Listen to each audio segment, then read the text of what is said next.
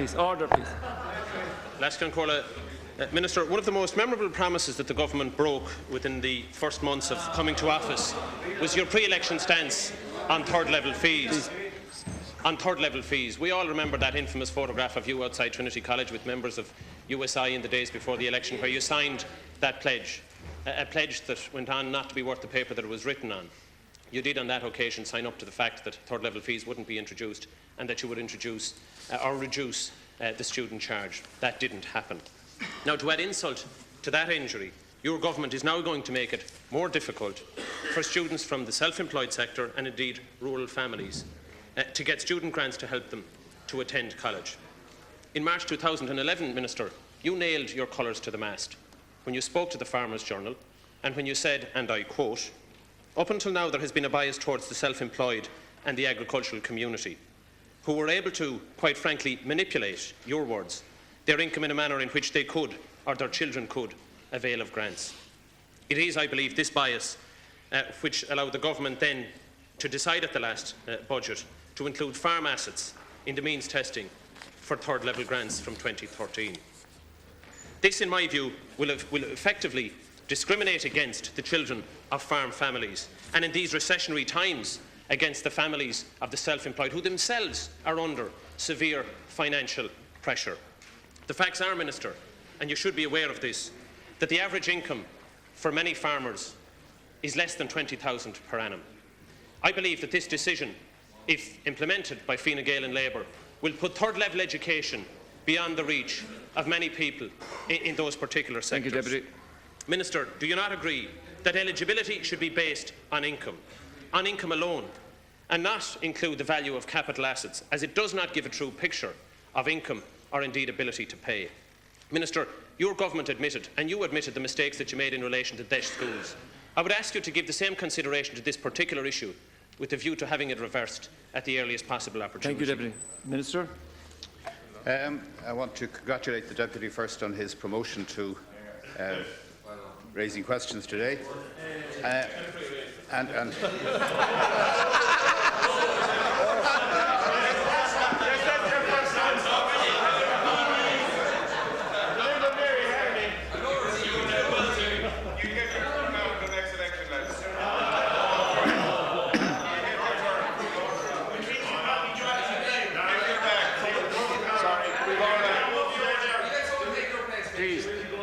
Minister. I thank the Deputy for his question. Gives me an opportunity to clarify position in relation to this and to allay fears, particularly in the agricultural community, which I have to say under this government are experiencing a spectacular year of performance, which we hope will continue. But quite seriously, as far back as the 1990s, when Niamh Bhreathnach was Minister for Education, there was a Commission report chaired by Mr Donald de Butler in relation to the equality with regards to those people who are accessing third-level grants to participate in third-level education.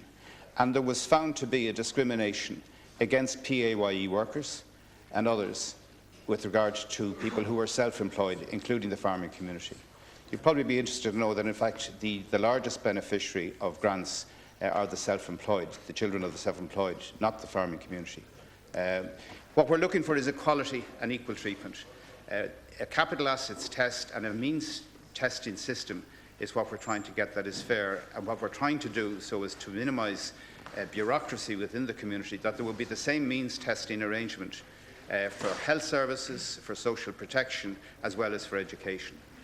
Work is proceeding along those lines. No document has been produced yet for me, but we will be looking at it when it is produced, and then there will be discussions here in this Dáil before any final decision is made.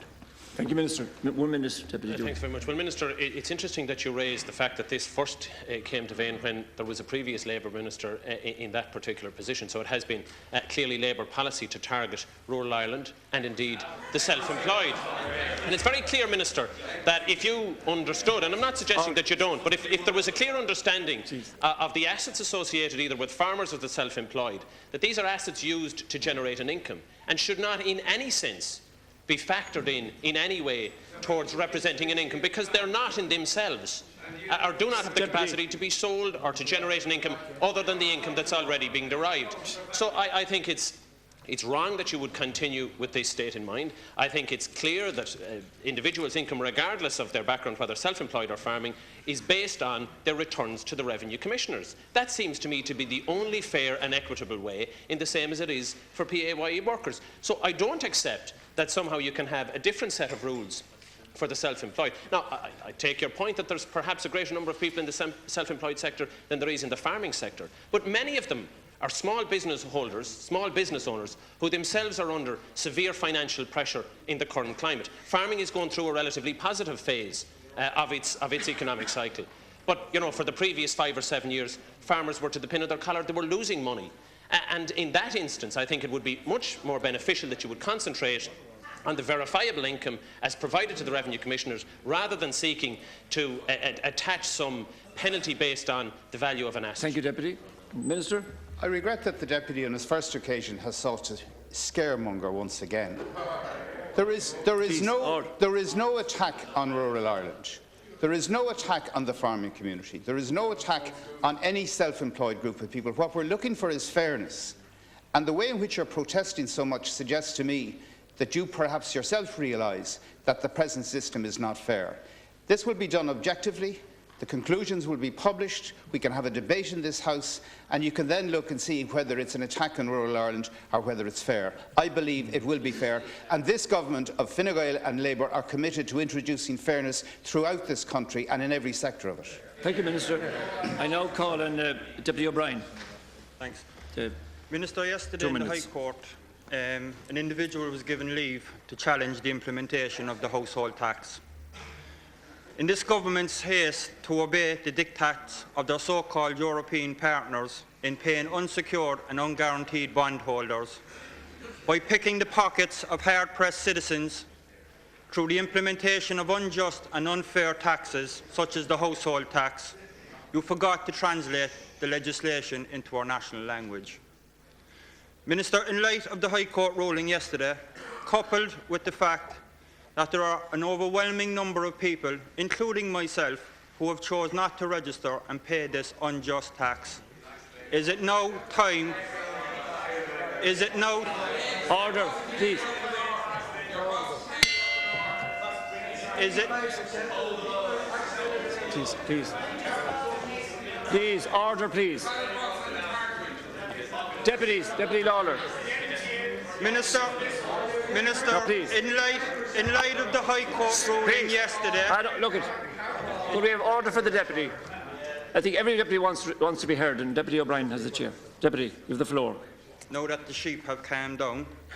Minister, in light of the High Court ruling yesterday, coupled with the overwhelming number of people, including myself, who have chosen not to register and pay this unjust tax, is it now time for this government to scrap the household tax altogether? Thank you, Deputy. Minister. The household charge will amount to the vast sum of €2 per week. €2 per week. That's what it will amount to. It will go towards the costs of local services. And I seem to recall people previously opposing the bin charges. And so successful were their incitements to people not to pay the bin charges, that the bin charges and the service and the employment that they provided in local authorities ended up being privatised. And the very people. Deputy Boyd Barrett. Deputies. Deputy Barrett, please. Look, Minister has the floor, please. Minister. This is a charge that will go towards the provision of local services. It is necessary. And any elected... Please. Deputy. Any elected member of this House, I believe, has a duty to uphold the laws of this land. And I believe that incitement to people not to pay the charges, who themselves will end up, as was the case before with the bin charges. Innocent citizens ended up in the courts because they have been incited not to comply with the law. Please.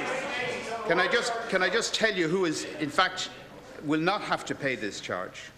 People who are receiving mortgage interest supplements, people living in social housing or on certain unfinished ghost estates, and other people who that are exempt as well, such as the commercial property and premises owned by a charity.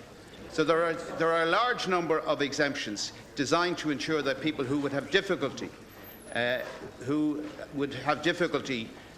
meeting their commitments would not have to pay this. So it is a fair charge as far as we're concerned, and it is also necessary because of the state of the national income. Thank you, Minister. A supplementary 1-minute question from Deputy O'Brien, please. We have order for the deputies here. There are very few people listening to this debate this morning who believe what you're saying. And despite what you may think, people are not stupid. Funding to local authorities have been cut already by this government. And this is an issue of fairness. And you said that this tax was fair. And that is contrary to what the Taoiseach has said and to what your own party leader has said, who have both said that this is an unfair tax. Now, given that it's an unfair tax, and you talk about people having a responsibility as legislators to uphold the law. People elected me to legislate just and fair laws. And this tax is neither just nor fair, and that is the reason why I will not be paying it. Now, Minister, it's time. Question, please. It's time. Please, order. Deputy Lawler. Deputy, please. Deputy. No, please, order, please. Deputy O'Brien has the floor. Deputy O'Brien. Please, Deputy Keating, please. People have told you what's just or not. Minister, I think it's. No, Deputy O'Brien. I think it's very telling that when people from the government side are heckling opposition TDs who are trying to make a point, then they're losing their case. Minister, I think it's time that you stopped digging a bigger hole for yourself and just came to the realisation that this is not a fight you're going to win, just as you didn't win the vote yesterday. And it is now time for this tax to be scrapped in the interest of fairness. And I again put it to you, Minister, that it is now time to do the right thing. This charge is necessary. It's part of where we are at the present time. It will be a short-lived tax pending the introduction of a more equitable-based tax, but the introduction of this charge is necessary and it is lawful. And I would urge you to consider your position in relation to inciting people who are earning far less than you are. Please, please. Sir, Deputy, the Minister has the floor. I would urge anybody in this House who's suggesting that people should not pay the charge to think again. It is not constructive of this democracy. Thank you, Deputy Minister. Deputy Finney-McGrath. Last 2 minutes. Today I'd like to raise the plight and change the issues this morning, the plight of our senior citizens during this major economic crisis and also the effects on our elderly. Let me say, Last Concurra, first of all, that our senior citizens, we all acknowledge, that have made a massive and major contribution to this country. They have worked hard for many years, paid their taxes for many, many long years.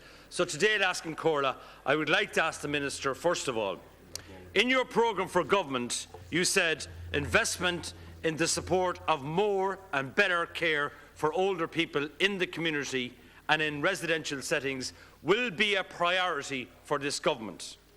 Why, Minister, then, are you ignoring that objective and that commitment?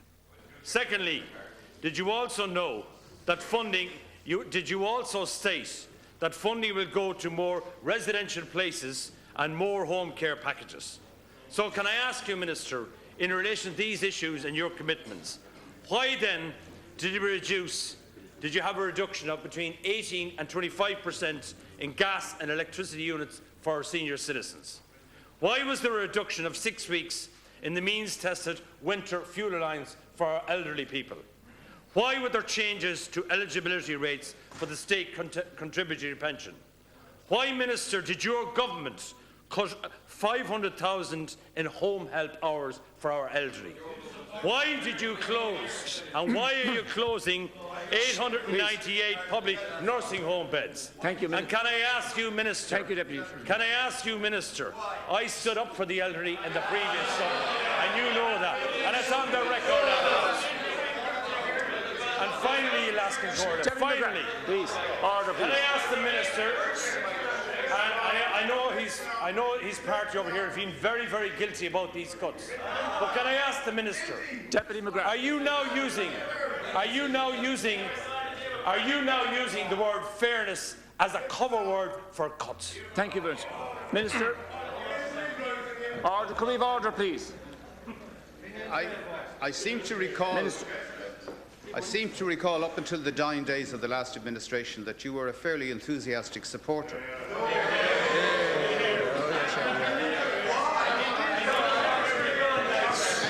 A soldier of destiny, Finian. A soldier of destiny. Minister, please.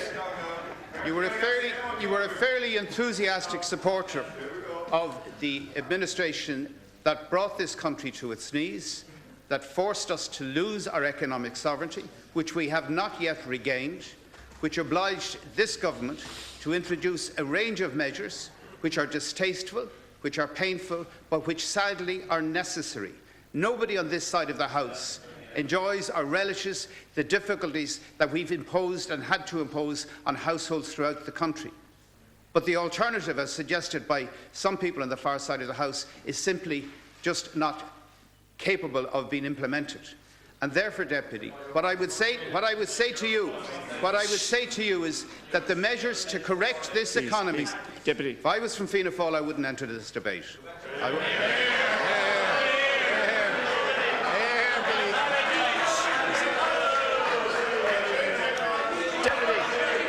Deputy Kelleher. Calm yourself. Please. Please, order, please. Minister. The soldiers of destiny became the soldiers of destitution in terms of the economic chaos. No, please, Deputy, there's no. If you have specific queries, Deputy McGrath, I'd be happy to respond to them, but not to the array of questions that you've put down. If you want to put down specific questions to all of those, I'd be quite happy to get an answer for you. Thank you, Minister. Deputy McGrath, 1 minute supplementary. Can I just say, Laskin, I think the Minister there is guilty of classic revisionism. He knows, and it's on the record of the House.